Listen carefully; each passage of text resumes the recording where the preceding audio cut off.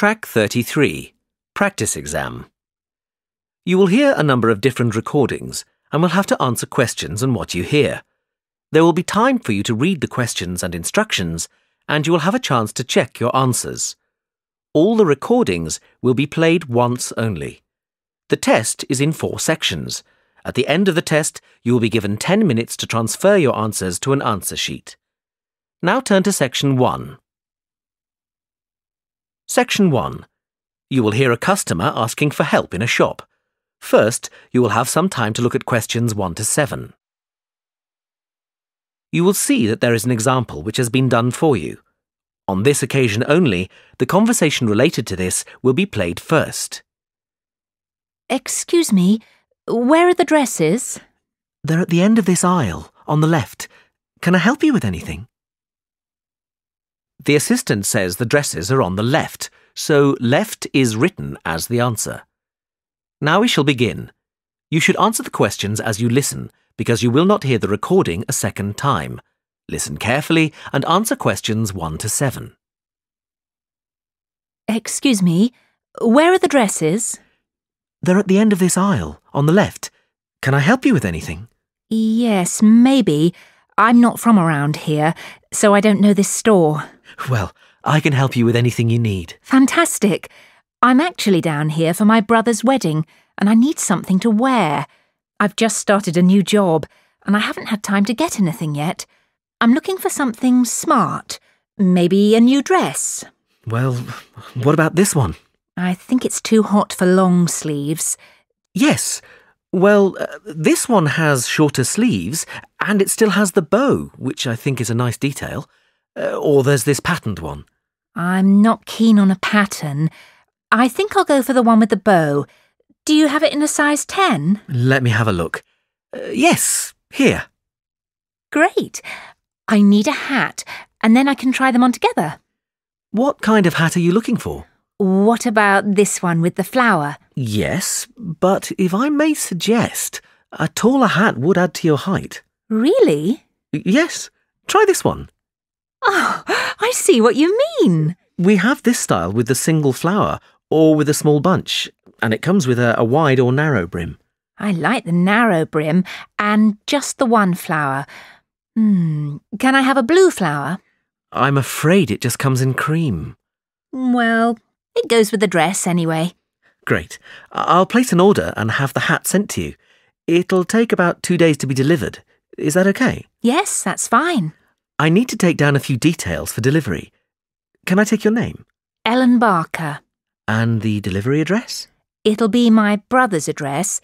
It's 14 Brightwell Avenue. 14... can you spell that, please? Yes. BRIGHTWELL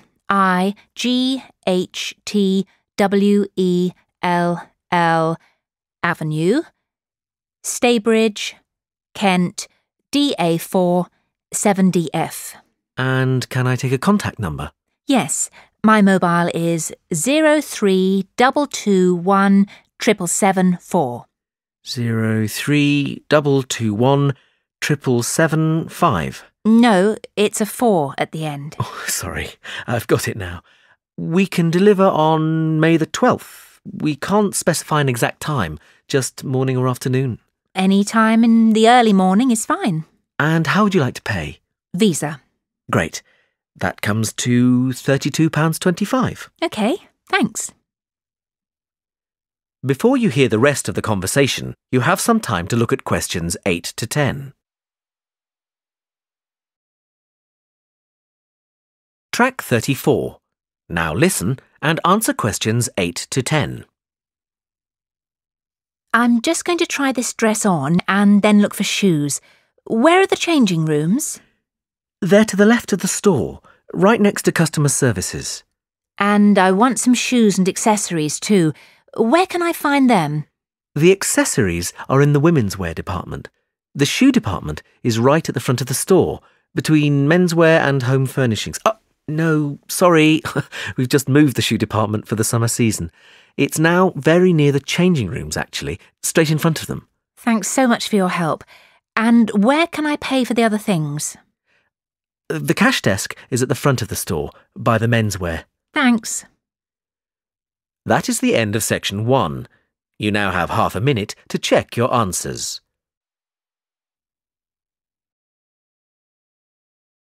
Track 35. Section 2. You will hear a talk by a tour guide. First, you will have some time to look at questions 11 to 17. Now listen carefully and answer questions 11 to 17. Welcome to San Fernando City Tours. I'm Mark, your tour guide. We have a lot to see in 3 hours, so make sure you're comfortable. We'll be traveling into the historical district first, and then into the town center.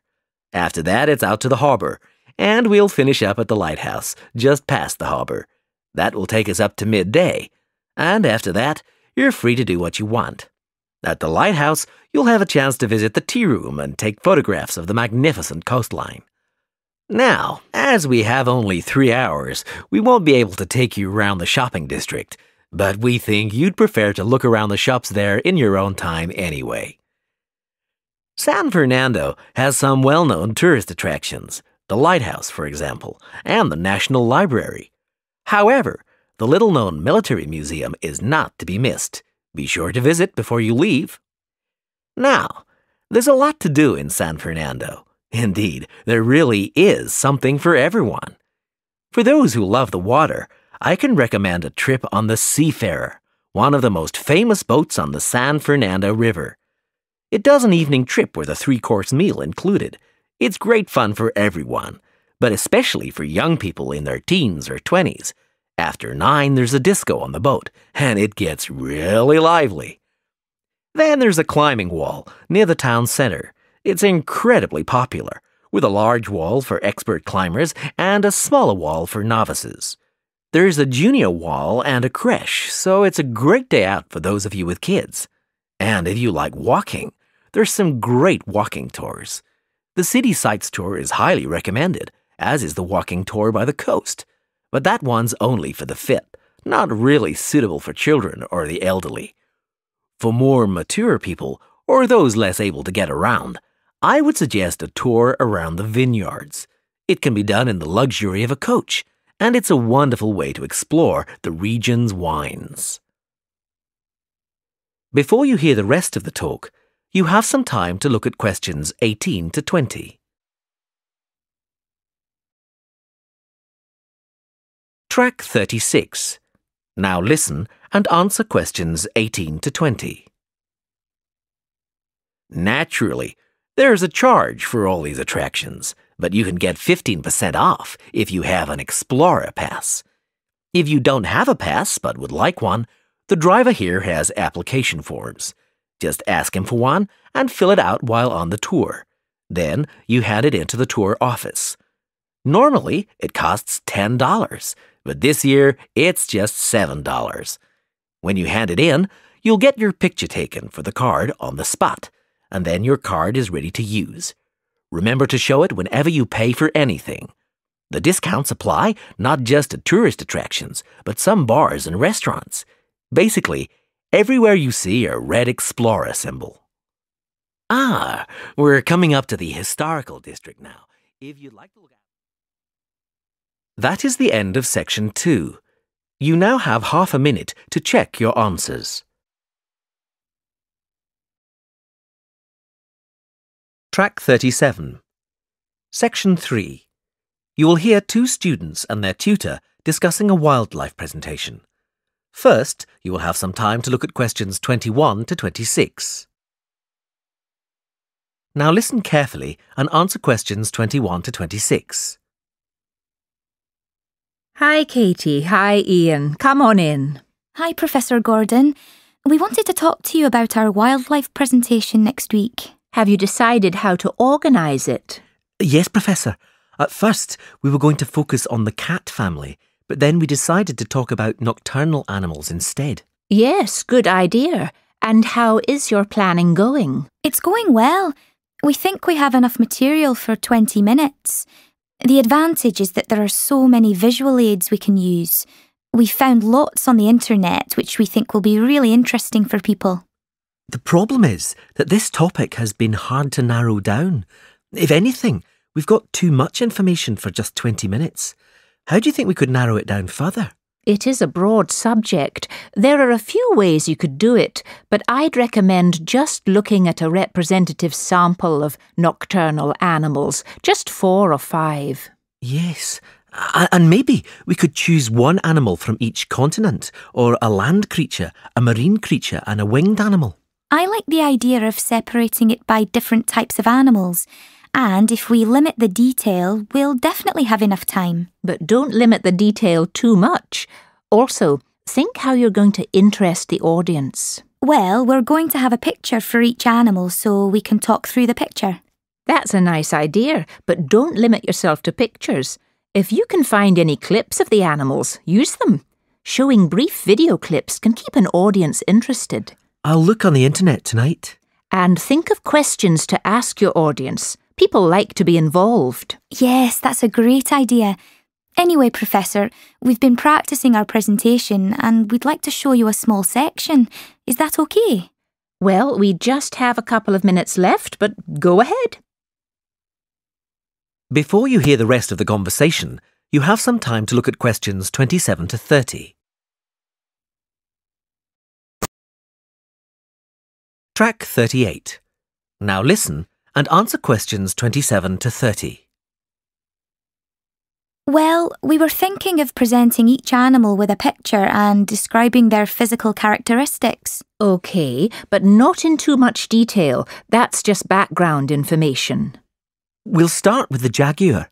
I'll introduce it by saying that the jaguar is a nocturnal animal and the only species of the genus Panthera to be found in the Americas.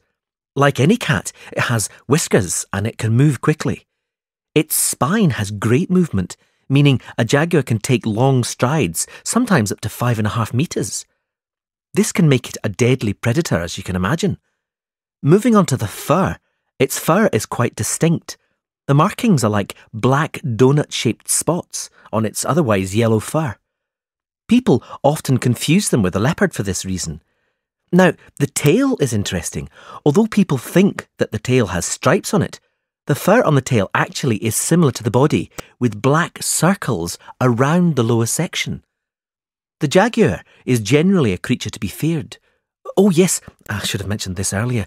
Sorry, like most cats, it has sharp, retractable claws. Yes, that's fine, but be careful. The jaguar is usually thought of as nocturnal, but strictly speaking, it's crepuscular. In other words, most active between dusk and dawn. But as long as you mention this, you can put it under the umbrella of nocturnal. Is that all? Yes, I think so. Thanks, Professor. That is the end of section 3. You now have half a minute to check your answers. Track 39. Section 4. You will hear a lecture on time. First, you will have some time to look at questions 31 to 40. Now listen carefully and answer questions 31 to 40. The subject of this series of lectures is horology, the science of measuring time, and we'll be looking at a few basic concepts in this lecture. The measurement of time has come a long way since ancient times. It began with such devices as the sundial, where the position of the sun's shadow marked the hour. Daylight was divided into 12 temporary hours. These temporary hours were longer in the summer and shorter in the winter, simply because the amount of daylight changes with the seasons. The earliest sundial we know comes from Egypt. It was made of stone and is thought to date from 1500 BC. Sundials were used throughout the classical world and, with time, evolved into more elaborate devices that could take into account seasonal changes and geographical positioning and reflect the hours accurately, no matter what the time of year. This was quite an achievement in technology. Today, sundials can be seen as decorative pieces in many gardens. In the 11th century, the Chinese invented the first mechanical clocks. They were large and expensive, and certainly not intended for individuals. However, This is the type of clock we are familiar with today. There have been many developments in clocks and watches since then, and they have been greatly improved. But if your clock or watch makes a ticking sound, then it could well be based on the mechanical movements the Chinese developed 1,000 years ago. However, timekeeping has moved on from the mechanical clock. Time has become so important that there is a series of atomic clocks around the world which measure international atomic time. Even though many countries have their own calendars, globalization has made it essential that we measure time uniformly. That we know, for example, that when it's 6 a.m. in the United Kingdom, it's 2 p.m. in Beijing. This standard was set in 1958. Now these atomic clocks are situated in over 70 laboratories all over the world. There is so much to cover about the development of time measurement that I would like to refer you to the reading list. The core text is The Development of Time, Theory and Practice, but there are many other useful texts. A good grounding in the subject is given in Understanding Time by J.R. Beale. Although some sections lack detailed analyses, it does offer a good foundation. Also, Time, Concepts and Conventions is quite a useful read. You might think from the title that it's about the philosophy of time, but this isn't the case. Rather, it gives a good description of how different countries have different approaches to time in terms of calendars and days. Lastly, The Story of Time by David Harris analyses time in great detail, and I would recommend this book if you are aiming to specialise in horology. Now, we're going to continue with an in-depth look at lunar and solar cycles.